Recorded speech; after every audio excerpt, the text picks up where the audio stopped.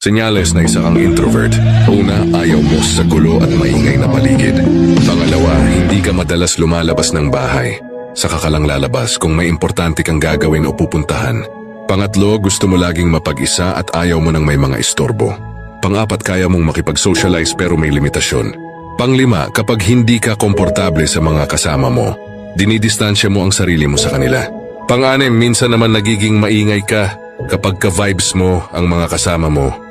Pang-pito, hindi mo alam kung paano magsimula o mag-response ng conversation sa ibang tao, kaya madalas ngumingiti ka na lang o di kaya tatahimik ka na lang.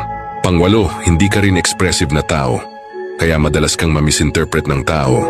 Pang-siyam, straightforward kang tao, pero madalas iniiwasan mong magbitaw ng masakit na mga salita kapag alam mong sensitive ang taong pagsasabihan mo.